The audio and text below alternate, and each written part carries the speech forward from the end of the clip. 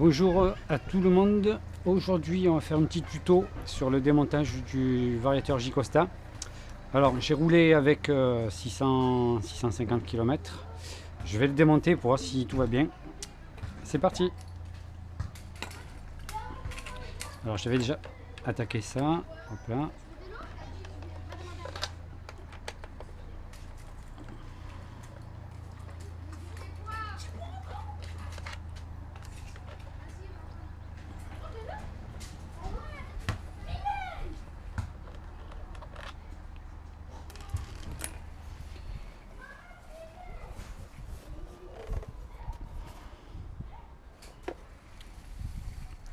Ok.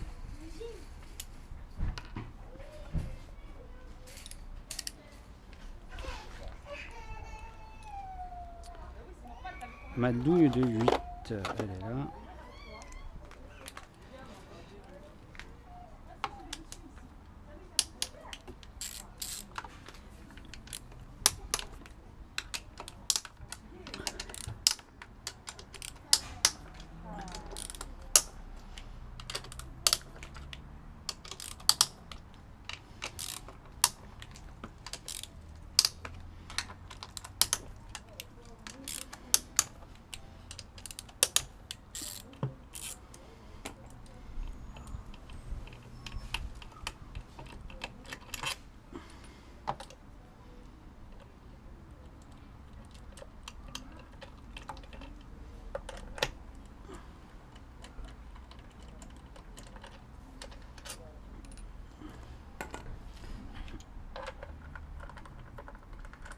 Alors je commence par les vis les plus courtes, ou plutôt celles qui sont identiques. Et après on aura les 3 vis qui sont un peu plus longues.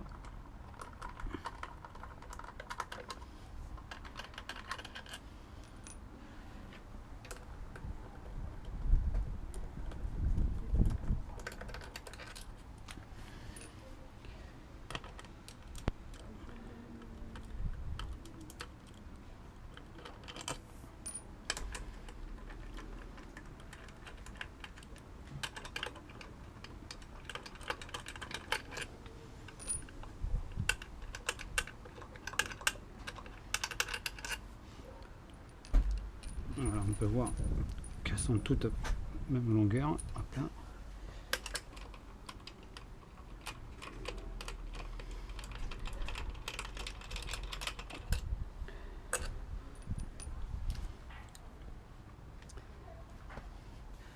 Alors celle-là, est-ce que j'arrive à capturer celle-là? Ouais, c'est bon. Voilà. Et les 3 plus longues, elles sont ici.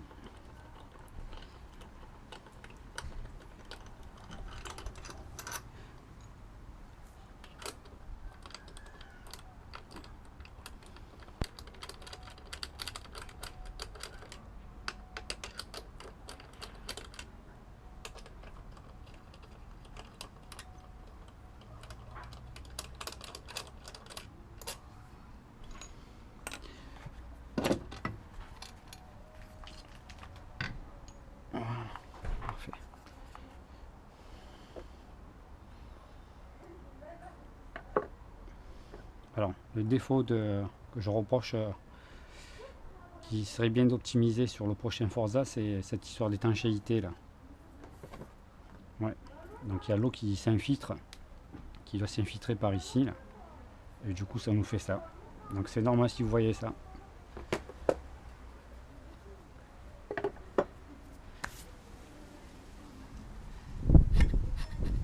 Alors, on va mettre des gants.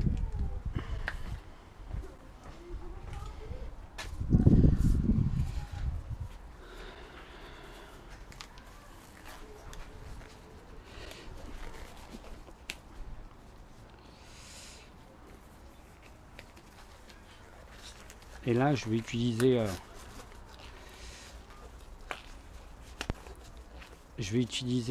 un outil spécial. Spécial. On peut le trouver maintenant dans le commerce. On peut le trouver dans le commerce. Donc c'est pour bloquer la poulie ventilée. Voilà, comme ça. Il va se bloquer tout seul par terre.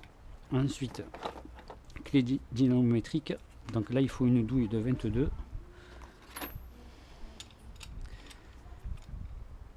je préfère utiliser la petite rallonge avec. Hop là.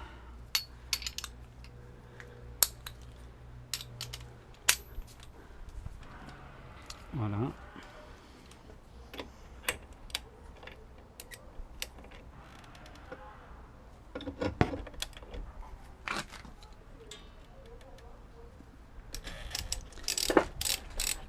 Voilà, ça c'est fait. Et dans la lancée, j'aime bien aussi faire l'embrayage. Alors l'embrayage, c'est une douille de 19.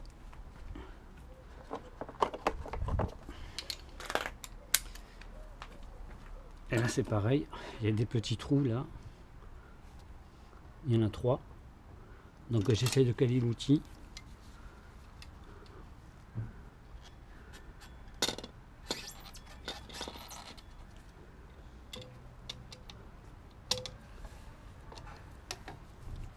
Voilà, là je l'ai calé.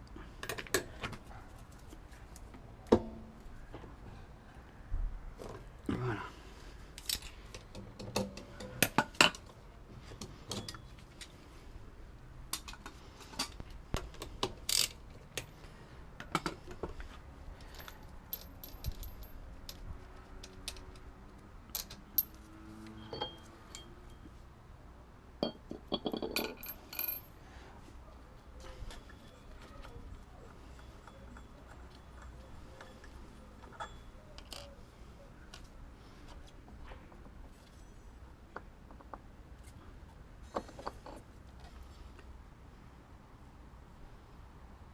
Ok, RAS.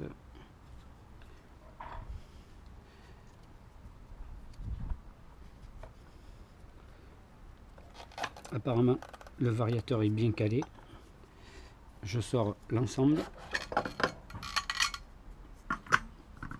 Et là, je maintiens le vario et je sors tout. Voilà. Je retire le canon.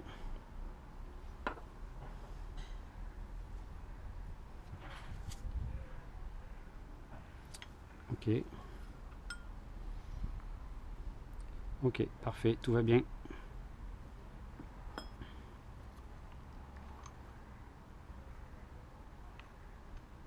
Alors pour moi, les petits trous là qui sont ici, ce sont des indicateurs d'usure. Une fois qu'on arrive à plat, il faudrait changer les massolotes. Ok, RS, tout va bien. On va passer un petit coup de chiffon là, juste pour enlever la poussière.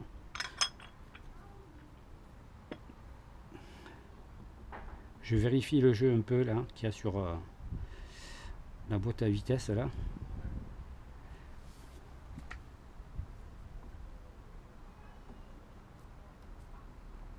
Ça va, c'est acceptable. Ok. Ok.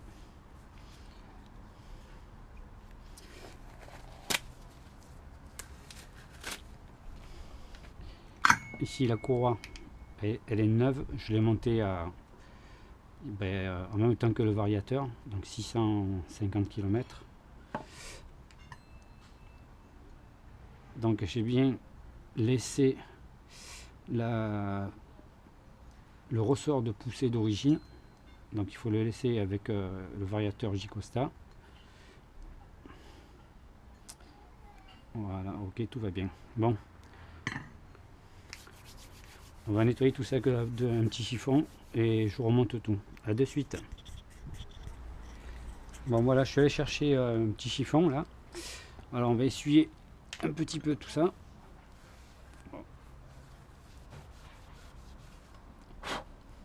Voilà.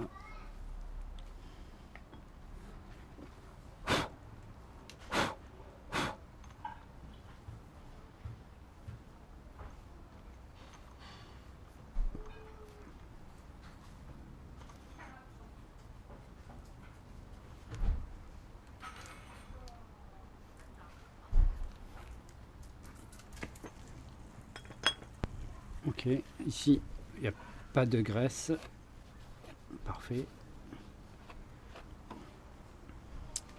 un petit coup sur l'embrayage, mais je l'avais déglacé il y a 500 km, là 600 km.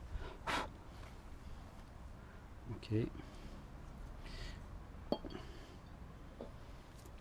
Alors je remonte le variateur.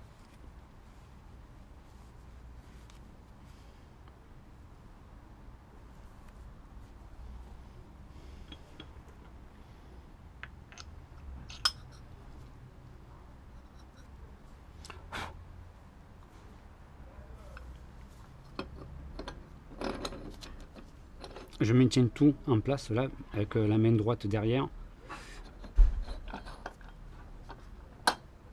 Voilà, je donne un petit coup là, pour vérifier que le canon soit bien embuté sur le vilebrequin au fond. Ok. Alors, la petite technique là pour remettre la courroie.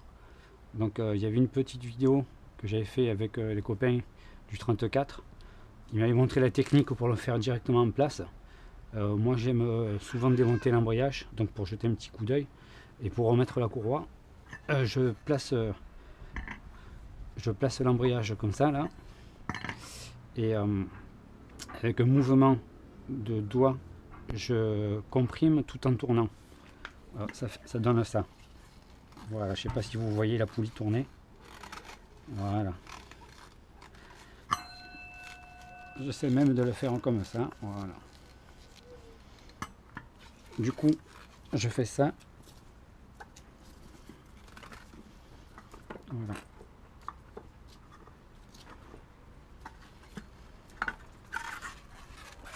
Et la courroie est calée dans l'embrayage. Je peux remonter tout ça.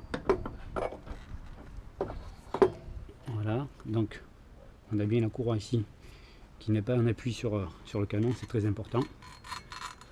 Je peux lâcher et je peux tout remonter. Voilà. Donc en mécanique, on force jamais. Ok, ça c'est bon. Ici la poulie ventilée, voilà, j'y vais à tâtons, je sens qu'elle est rentrée. Je vérifie qu'elle tape bien sur le canon. Ok. Il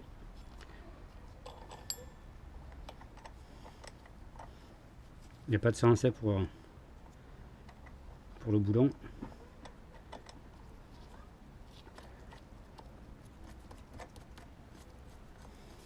Bon, maintenant il faut serrer au couple tout ça. Donc sur le variateur, quel que soit le variateur, Polini, Malossi, celui d'origine ou le J-Costa, tous les fabricants recommandent de le serrer au couple d'origine. Donc ici c'est 60 Newton. Ok. Et sur l'embrayage c'est 50 Newton, 10 de moins.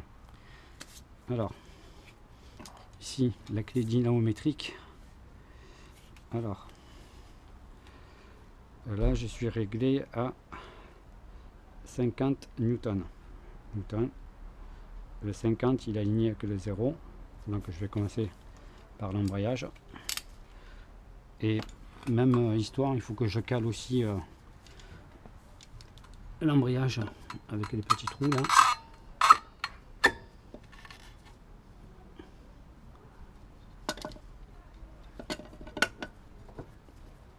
Voilà. Et on va entendre le clic quand je serai embuté. Voilà, je sais pas si vous avez entendu, je remets encore un coup. Ok, là je suis serré à 50 Newton. Et pareil pour le variateur. Donc clé de 22, douille de 22. Et là je le règle à 60 Newton.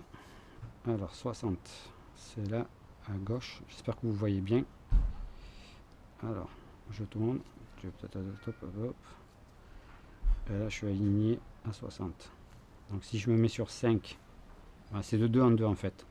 Alors là je suis à 50, 51, 52, 53, 54, 55, 56, 57, 58, 59 et 60. Je verrouille. je place l'outil. Bon, je prends mon temps pour bien expliquer, donc sinon ça va un peu plus vite normalement. Voilà, là c'est calé. Voilà. Ok, 60, je remets un coup. C'est parfait. Alors ce que je fais là, c'est que une fois que j'ai fini de tout monter, variateur et embrayage, je démarre un coup pour tendre la courroie. Donc j'enlève la béquille latérale. Je vais enlever les gants aussi.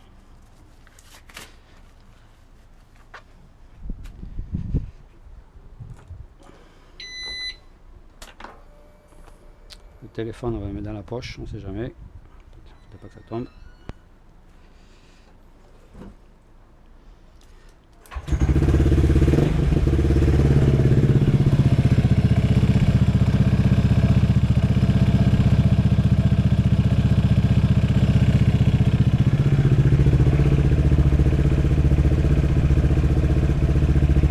Alors, ouais, 651 km le variateur. 651 km le variateur. Alors maintenant, voilà, je vois que la courroie est tendue, là c'est serré, derrière c'est serré, je peux tout remonter.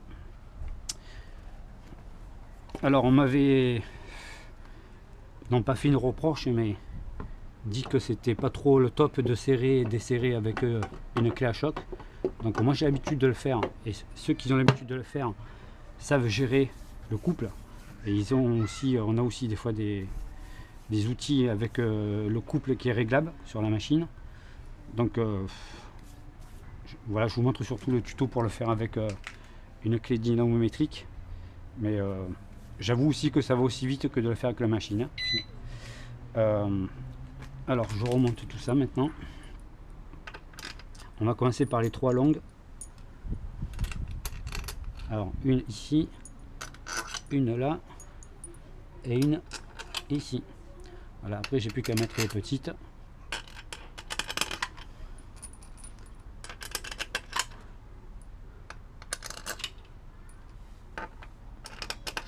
Ici on a le filtre à air. Il arrive des fois que les vis se perdent. Ça, sur le forum Forza Club de France, on a eu le cas. Alors il y a ces vis là qui peuvent avec les vibrations disparaître, et il y a aussi, surtout, je vous le montre à tous, la vis là du frein qui peut aussi être dévissée, et donc elle se retrouve en hauteur. Comme ça, faites très attention, c'est un organe de sécurité, il ne faudrait pas se retrouver avec le levier de frein déboîté.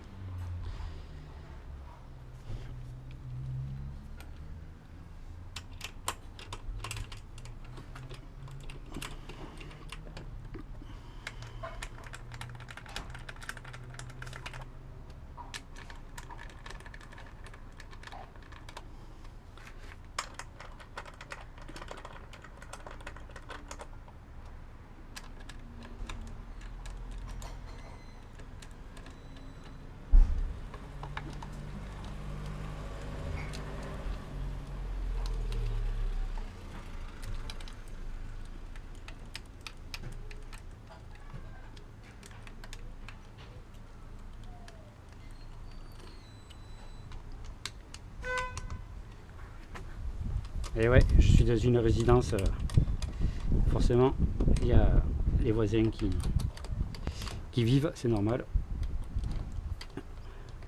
C'est le sud.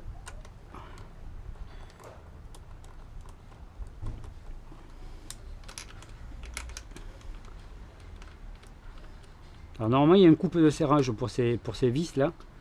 J'avoue que je le connais pas. Alors, je serre modérément, on va dire. C'est pareil, là aussi il y a des vis des fois qui se perdent, donc faites attention. On peut connaître le couple de serrage en demandant à la concession. C'est comme ça que j'ai connu le couple de serrage variateur et embrayage. Voilà, donc ça modérément.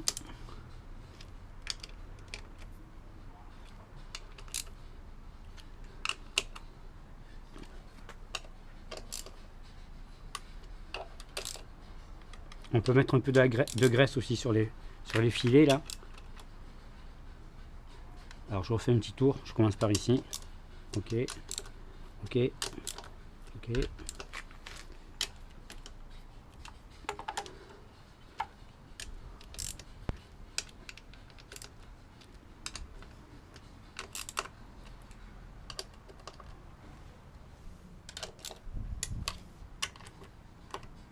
Ok, il me reste plus qu'à remettre le cache.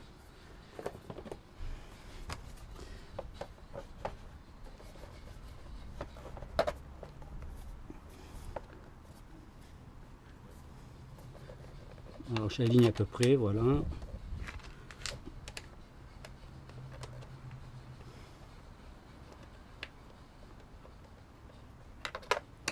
Ah, je fais pas comme je fais d'habitude, c'est pour ça. Allez.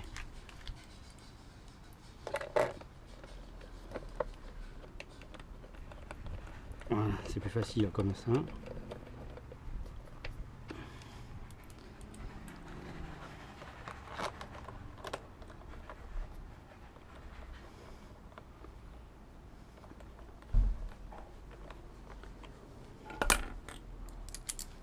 J'ai du savon d'aller droit aujourd'hui.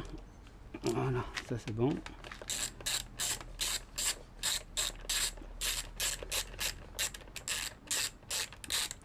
Voilà, donc si vous voulez avoir plus d'informations ou des informations sur le Forza 125, allez sur le forum Forza Club de France. On vous accueillera avec joie et on partagera nos expériences. Voilà, c'était Garib pour le démontage du variateur Jikosta aujourd'hui. Et je vous dis à très bientôt.